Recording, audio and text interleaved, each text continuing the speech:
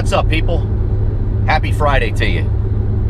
I'm driving like Miss Daisy right now because I just installed my Liberty Mutual right track. If you don't know what that is, it's like a little accelerometer and GPS monitor that you put in your vehicle for 90 days, and after 90 days you can get a huge discount up to 30% off of your car insurance. So right now it's above me in the visor area, and I am driving the speed limit, and everybody's pissed off and they're driving around me because I'm that guy right now. Sorry, apologize for having to go to speed limit, driving like a little old lady, but I want to get the highest discount I can get out of this insurance company that I just switched to. I went through USAA and they connected me with Liberty Mutual, and we get a really big discount with them. So today's topic is dynos. Rear-wheel dynos, all-wheel drive dynos, dyno jets, all different brands. The kind that they take your tire off and attach your wheel hub right to a shaft. That gets rid of a wheel slip. So there's all types of dynos out there. One thing we need to talk about right off the bat is that a dyno does not measure how much horsepower your engine makes. You're probably thinking I'm nuts, right? What a dyno does is estimate how much horsepower your engine makes. It's an estimate. It's not an exact measurement. So when you get your vehicle up there and they mash the throttle during a tuning session, you're going to have different outcomes on different dynos, on different days, different brands. They're all going to read differently. The operator, person that's doing the tuning, should be putting in all the information necessary to get that estimate. Temperature, humidity, what you call corrected. Also your engine specs, okay? All this needs to be known ahead of time. You don't just slap a vehicle on a dyno, bash the pedal, and it'll tell you how much horsepower you have. It's not how it works. It's an estimate. So you'll see people that don't quite understand this talking about dynos all the time, especially within our Jeep SRT community, because it's like blasphemy, heresy, if you put a Jeep, an all-wheel drive vehicle, on a rear-wheel dyno jet. Now, horsepower measurement, what you should be looking for is where you started, your baseline, and how much power you increased to. That's where you should be focused, not what your power was made estimated on that particular dyno, regardless of rear wheel or all-wheel drive. Now, to prove not a point, but to show you an example of what I'm talking about, check out this clip by Hennessy when they put a Trackhawk on a rear wheel dyno jet. Look how much power this Trackhawk put down on their rear wheel dyno jet. Check this out.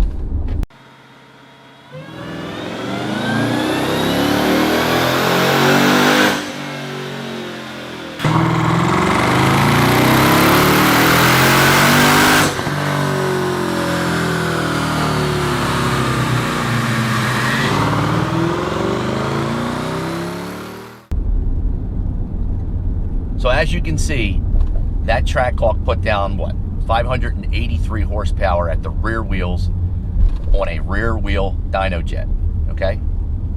So how did they accomplish this? A lot of people think there's a fuse. Well, to do it safely, you definitely want to disconnect the front drive shaft. You want to put it off to the side, secure it. You don't even want to have just pulling a fuse, because God forbid something surges or something happens and that thing moves. Catastrophe. So good shops will always disconnect it.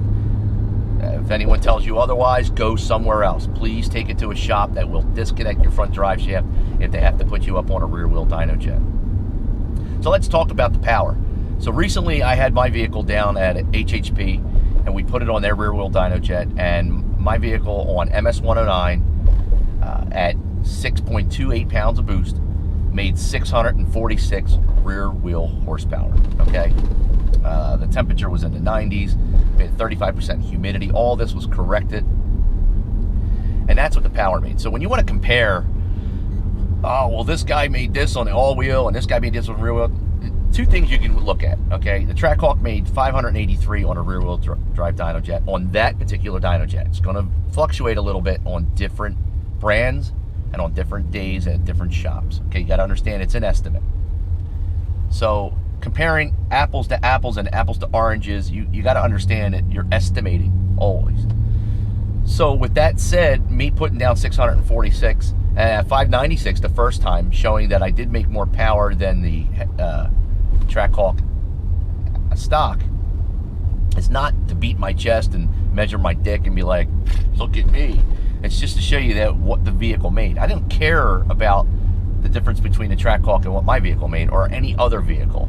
It's a pretty significant power boost, but the only thing I care about and what you should care about is what your baseline was and how much power you increased to.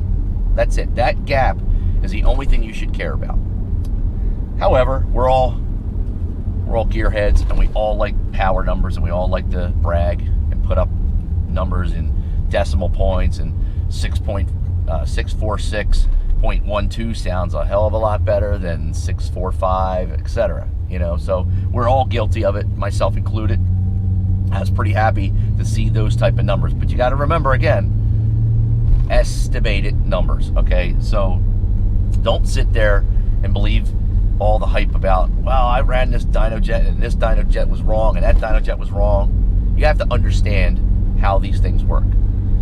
Don't take my word for it. I don't want you to just believe what I'm telling you. I want you to Google, search, read some articles, watch some videos, see how they're explained.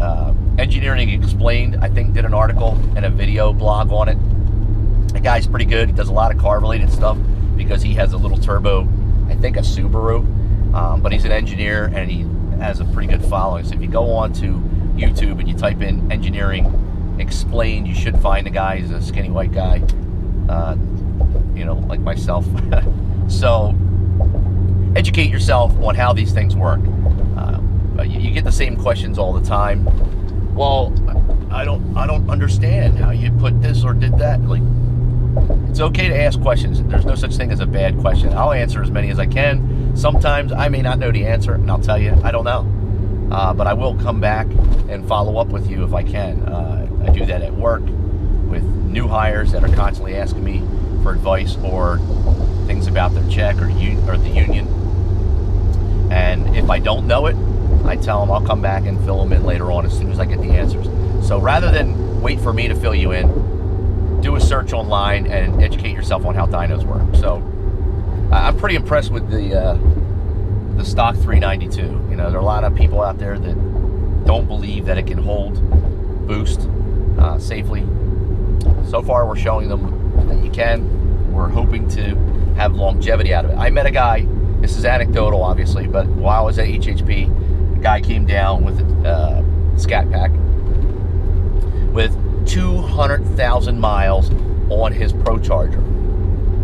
That's insane. That vehicle has a hell of a lot of miles. He was traveling up from Virginia, and then he was heading back down there. And this was the guy who 2 months ago, the guy who installed the Pro Charger on my vehicle was telling me about.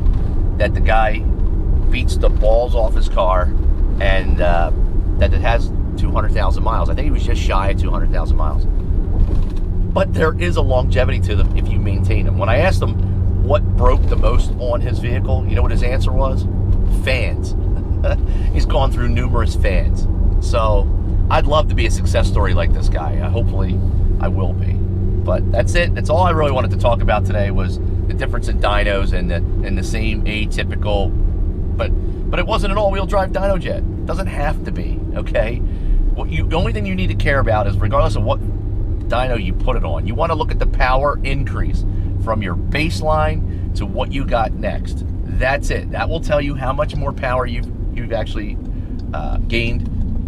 That's what you should be looking at, not the reading into the numbers too much.